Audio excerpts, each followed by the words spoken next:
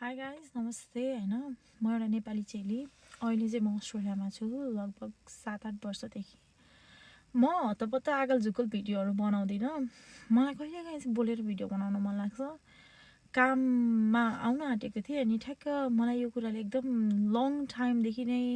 मलाई यो कुरा रियलाइज हुन्छ क्या अनि मैले 1-2 जना भेटेँ टिकटकमा यो बारेमा कुरा गरेको अनि मलाई पनि कस्तो भन्न मन लाग्यो होइन म एउटा नेपाली चेली मेरो घर पूर्वतिर हो अर्को कुरा भनेको म हेल्थ सेक्टरमा काम गर्छु अस्ट्रेलियामा मलाई भन्न मन लागेको कुरा चाहिँ के हो भन्दाखेरि चाहिँ हामी अस्ट्रेलिया आयौँ होइन लाइक म अस्ट्रेलिया आएँ अस्ट्रेलिया आउनुभन्दा अगाडि भगवान्सँग प्रे गरिन्थ्यो क्या मेरो भिसा लागोस्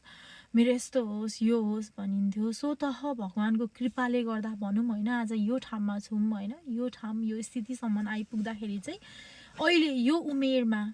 हिजो अब जुन बेला मैले भगवान्सँग प्रे गर्थेँ त्यो उमेर र अहिलेको उमेरलाई चाहिँ मैले दाँच्दाखेरि म कति भिन्न पाउँछु आफूले आफूलाई होइन सायद सबैलाई त्यो होला अर्को भनेको उमेरको परिपक्वता र अर्को भनेको चाहिँ अब जिम्मेवारीहरूले गर्दा पनि मान्छेलाई एकदम चेन्जेस बनाउँछ होला मेरो अलिकति यो के भन्छ यो लाइट नआउन सक्छ किनभने म गाडीमा बसेर भिडियो बनाइरहेको छु होइन मलाई भन्न मन लागेको कुरा चाहिँ यो भन्दाखेरि नि मलाई जस्तो अरूलाई हुन्छ कि हुँदैन मलाई थाहा भएन होइन मलाई यो कुराले एकदम धेरै सताइरहेको थियो त्यही भएर मलाई भन्नुपर्छ जस्तो लाग्यो सबैको ओपिनियन माग्नु खोजेको मैले होइन अब यो भन्दैमा म चाहिँ सही तपाईँहरू गलत अथवा तपाईँहरू सही म गलत पनि भन्न खोजेको होइन मान्छे हो फिलिङ्स थट भन्ने आउँछ यो भिडियो पोस्ट गरिसक्दा सायद कि मैले अहिले पोस्ट गर्छु कि होइन भने म एकैचोटि बिहान पोस्ट गर्छु होइन कहिलेकाहीँ त दिमागमा चलिरहेको बेलामा झट्ट डिसिसन गर्नुहुन्न भन्ने मलाई लाग्छ अनि त्यही भएर म कि अलिकति ढिलो पोस्ट गर्छु अब के हुन्छ आई डोन्ट नो होइन ओके कुरा चाहिँ के भन्दाखेरि नि अस्ट्रेलिया आयो दुःख गरियो जिरो लेभलबाट यहाँसम्म पुगियो होइन एउटा सङ्घर्ष पार गरेर अर्को सङ्घर्षमा छौँ हामी होइन संसारमा सबै कुरा छ क्या अब त भौतिक सुखहरू पनि छ सबै कुरा छ सबै कुरालाई किन्न सक्यो गर्न सक्यो मैले यो भन्नुको मतलब मैले पैसाले सबै किन्न सकेँ भनेको होइन मैले मेरो उदाहरण दिँदाखेरि चाहिँ हिजोको दिनमा भगवान्सँग पुकारेर अस्ट्रेलिया आउन चाहने मान्छे म होइन सबै कुरा भगवान्ले पुर्याइदिनु भयो सबै कुरा छ अहिले साँच्चै भन्नुपर्दा सबैको यही हो क्या रियालिटी तपाईँलाई हिँड्नलाई सवारी हुन्छ नि गाडीमा गाडी छ घरमा घर छ माया गर्ने मान्छे साथमा छ पैसा छ सबै थोक छ क्या लाइफमा एभ्रिथिङ इज सेट तर यो मन हुन्छ नि यो मन यो स्टेट अफ माइन्ड अरू नै कुरा खोज्छ क्या अब के खोज्छ आई डोन्ट नो होइन यो उमेरमा आउँदा चाहिँ मैले चाहिँ के फिल गरेँ भन्दाखेरि मलाई पैसाले खुसी किन्छ भन्ने कुरा चाहिँ लाग्न छोड्यो है मलाई यो कुरा रियलाइज भएको 2-3 वर्ष अगाडिदेखि हो होइन मलाई लाग्थ्यो पहिला पैसा नकमाउँदा ओहो पैसा भयो भने त मैले सब किन्न सक्छु जस्तो लाग्थ्यो सायद उमेर पनि होला होइन तर मलाई अहिले यो स्थानसम्म आइपुग्दा मलाई के लाग्छ भन्दाखेरि पैसाले सबै कुरा नकिन्दो रहेछ है जस्तो लाग्छ मेरो मामुसँग पनि मैले नर्मली कुरा गरिराख्दा मेरो मामुले भन्छिन्छ नानी तँसँग सबै कुरा छ त तेरो लाइफ हेर्दाखेरि अरूले कस्तो उदाहरणको रूपमा लिन्छन् तर त किन दुखी छेस् भन्नुहुन्छ क्या मलाई थाहा छैन क्या किनभने म फिल गर्छु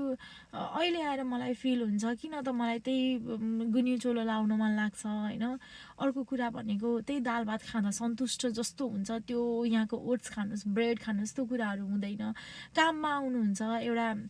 स्टेट अफ माइन्ड लिएर काममा आइन्छ काम राम्रो छ काममा सबैले माया गर्छन् त्यो आफ्नो ठाउँमा छ तर पनि किन यो काममा मन त्यति लाग्दैन जति नेपालमा म नर्स भएर काम गर्दाखेरि मलाई हुन्थ्यो त्यो हुँदैन होइन अब मैले यो भन्दै जाँदाखेरि कतिले त ओहो कम्पेयर गरेको पनि भन्नु होला मैले कम्पेयर गरेको होइन सबै कुरा आफ्नो ठाउँमा सही छ तर के लाग्छ भन्दाखेरि मैले आफ्नो जीवनको कति वर्ष होइन 20, 21, 22 वर्ष मैले मेरो देशमा बिताएँ भने अब यो 6-7 वर्ष यो ठाउँमा बिताउँदैमा अनि अर्को कुरा भनेको यो भौतिक हुन्छ नि जति पनि भोग गर्न पाएको कुराहरू छ नि यो भौतिक मेटेरियलिस्टिक दुनियाँमा छौँ नि हामी जुन जति कुरा उपभोग गर्न पाए पनि किन हामीलाई अहिले ब्याक टु गएर त्यही चुलोमा पकाएको खाना होइन त्यही बा आमा हो सबै कुरा त्यही कुराले त्यही पुरानो कुराहरूले चाहिँ किन हामीलाई एकदम झकझकाउँछ क्या सायद यो मलाई मात्र होइन होला होइन मेरो उमेरको सबै अहिले जति पनि हुनुहुन्छ उहाँहरूलाई पनि हुन्छ होला जस्तो लाग्छ मलाई होइन आफ्नो आफ्नो ओपिनियन हो होइन आफ्नो आफ्नो तर्क वितर्क राख्नुहोस् यो कुरामा त्यही हो अब हिजोको दिनलाई फर्केर हेर्दा हिजो केही थिएन भने आजको दिनलाई फर्केर हेर्दा एउटा सबै कुरा सेट छ र पनि मन किन नेपालमा छ स्टेट अफ माइन्डले किन पिस खोज्छ किन शान्त खोज्छ होइन हिजोको दिनमा मन्दिर जान अब वास्तै नगर्ने मान्छे अहिले किन मन्दिर जान मन लाग्छ। मैले धेरैको सुन्छु, कति पोडकास्टहरू सुन्छु, कति मान्छेहरू, कति धेरै हुन्छ नि सेलिब्रेटीहरू, कति धेरै पैसा कमाएको मान्छेहरू पनि देख्छु। लास्टमा मान्छेले रोज्ने भनेको के त भन्दाखेरि अध्यात्म होइन।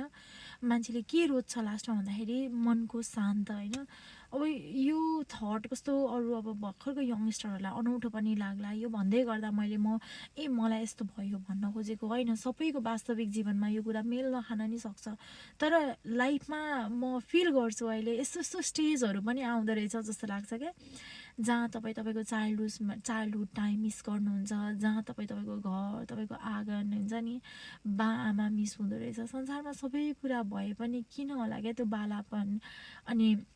किन होला त्यो पुरानो दिनहरूको किन यति धेरै याद, यति धेरै माया लागेको होइन। सबैले आफ्नो आफ्नो लाइक हुन्छ नि, मलाई जस्तो कोही हुन्छ गाइस त्यति भनिदिनु न ल, म कस्तो नस्टाल्जिक भएको छु, but I am not crying. म धेरै स्ट्रङ छु यस्तो कुरामा, रुनु हुँदैन भन्ने मलाई थाहा छ होइन।